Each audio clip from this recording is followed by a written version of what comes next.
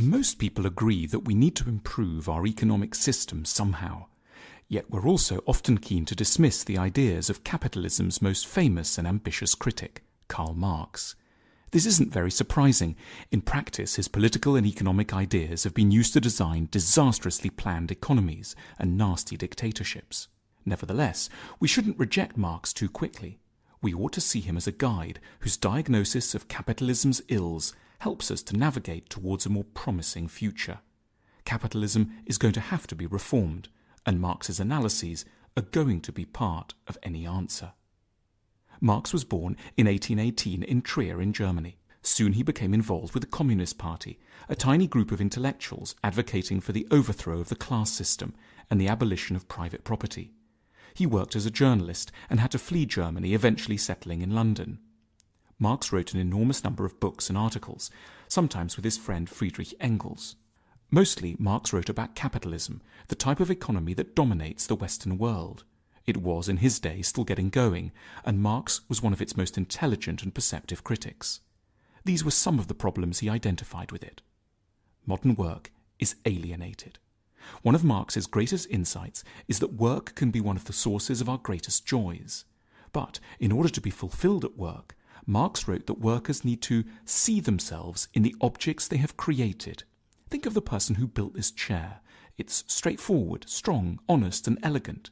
It's an example of how, at its best, labour offers us a chance to externalise what's good inside us. But this is increasingly rare in the modern world. Part of the problem is that modern work is incredibly specialised. Specialised jobs make the modern economy highly efficient, but they also mean that it's seldom possible for any one worker to derive a sense of the genuine contribution they might be making to the real needs of humanity. Marx argued that modern work leads to alienation, Entfremdung. In other words, a feeling of disconnection between what you do all day and who you feel you really are and what you think you'd ideally be able to contribute to existence. Modern work is insecure. Capitalism makes the human being utterly expendable, just one factor among others in the forces of production, and one that can ruthlessly be let go the minute that costs rise or savings can be made through technology. And yet, as Marx knew deep inside each of us, we don't want to be arbitrarily let go. We're terrified of being abandoned. Communism isn't just an economic theory. Understood emotionally, it expresses a deep-seated longing that we always have a place in the world's heart, that we will not be cast out. Workers get paid little, while capitalists get rich. This is perhaps the most obvious qualm that Marx had with capitalism. In particular, he believed that capitalists shrink the wages of the labourers as much as possible in order to skim off a wide profit margin. He called this primitive accumulation, ursprüngliche Akkumulation. Whereas capitalists see profit as a reward for ingenuity and technological talent, Marx was far more damning. Profit is simply theft, and what you're stealing is the talent and hard work of your workforce. However much one dresses up the fundamentals, Marx insists that at its crudest, capitalism means paying a worker one price for doing something and then selling it to somebody else at a much higher price. Profit is the fancy term for exploitation. Capitalism is very unstable. Marx proposed that capitalist systems are characterized by a series of crises. Every crisis is dressed up by capitalists as being somehow freakish and rare and soon to be the last one. Far from it, argued Marx. Crises are endemic to capitalism, and they're caused by something rather odd. The fact that we're able to produce too much, far more than anyone needs to consume. Capitalist crises are crises of abundance, rather than, as in the past, crises of shortage. Our factories and systems are so efficient we could give everyone on this planet a car, a house, access to a decent school and a hospital. And that's what so enraged Marx, but also made him so hopeful too.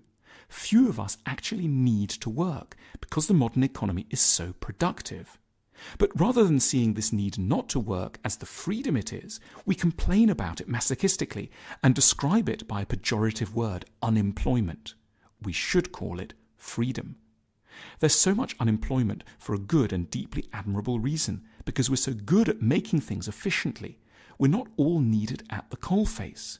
But in that case, we should, thought Marx, make leisure admirable. We should redistribute the wealth of the massive corporations that make so much surplus money and give it to everyone. This is in its own way as beautiful a dream as Jesus' promise of heaven, but a good deal more realistic sounding. Capitalism is bad for capitalists. Marx didn't think that capitalists were evil.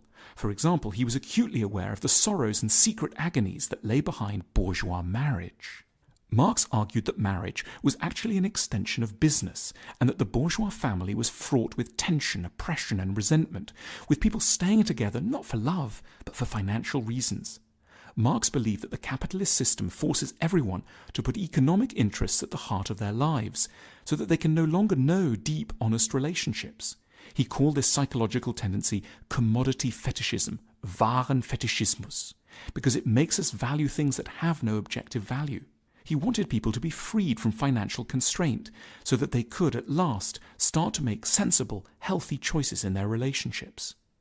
The 20th century feminist answer to the oppression of women has been to argue that women should simply be able to go out to work. But Marx's answer was more subtle. This feminist insistence merely perpetuates human slavery. The point isn't that women should imitate the sufferings of their male colleagues. It's that men and women should have the permanent option to enjoy leisure. Why don't we all think a bit more like Marx? An important aspect of Marx's work is that he proposes that there's an insidious, subtle way in which the economic system colours the sort of ideas that we end up having. The economy generates what Marx termed an ideology. A capitalist society is one where most people, rich and poor, believe all sorts of things that are really just value judgments that relate back to the economic system. For example, that a person who doesn't work is worthless, that leisure beyond a few weeks a year is sinful, that more belongings will make us happier, and that worthwhile things and people will invariably make money.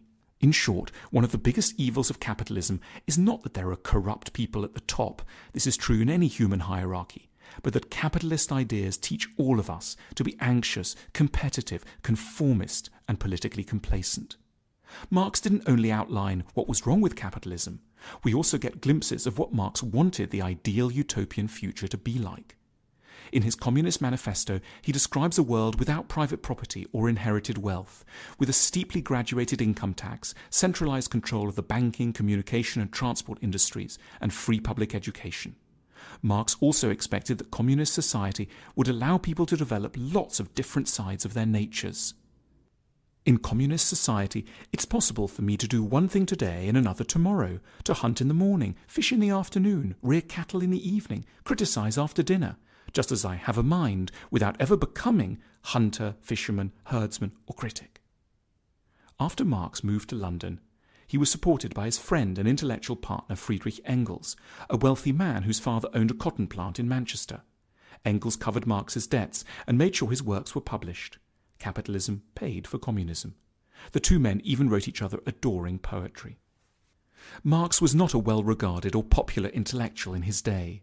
Respectable, conventional people of Marx's day would have laughed at the idea that his ideas could remake the world. Yet just a few decades later they did.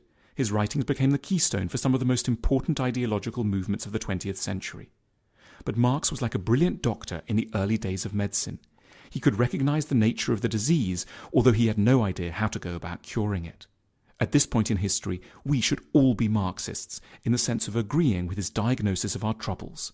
But we need to go out and find the cures that really will work. As Marx himself declared, and we deeply agree, philosophers until now have only interpreted the world in various ways. The point, however, is to change it.